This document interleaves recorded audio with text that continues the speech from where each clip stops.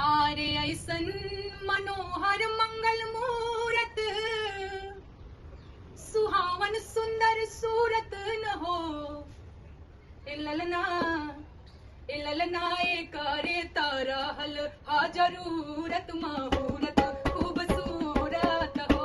राजा जी करे तारा हल हा जरूरत महूरत खूबसूरत हो।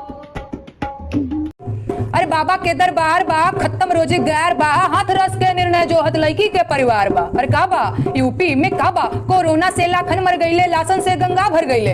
कोरोना से लाखन मर गईले, लासन से गंगा भर गईले। टिकठी या कफन नोचत कुकुर बिलार बा। हे बाबा का बा यूपी में का बा, मंत्री के बेटवा बड़ी रंगदार बा। मंत्री के बेटवा बड़ी रंगदार बा, किसानन के छाती पे रंगत मोटर कार बा। ए चौकीदार बोला के जिम्मेदार बा। का बा यूपी में का बा।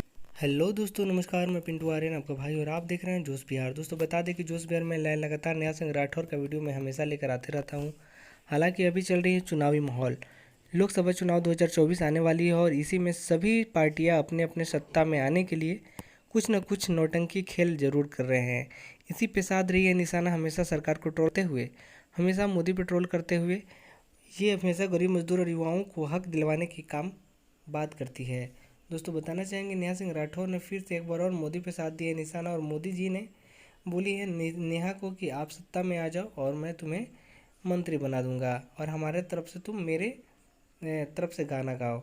हालांकि दोस्तों ये सच बात नहीं है, ये सभी झूठ बात है। तो चलिए सुनते हैं नेहा सिंह राठौर की आवाज़ में ये गीत और फिर बातें करेंगे और फिर बात करके आप लोगों के सामने साझा करेंगे। आरे ऐसन मनोहर मंगल मूरत, सुहावन सुंदर सूरत न हो।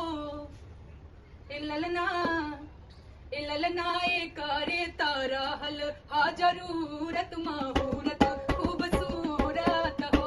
राजा जी करे तारा हल हा जरूरत महूरत खूबसूरत हो।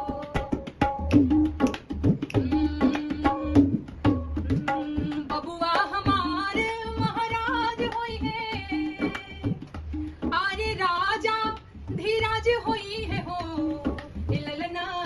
ललना धातु में हीरा पोखराज होई है, सिर वाकिताज होई है हो। ललना धातु में हीरा पोखराज होई है, सिर वाकिताज होई है हो।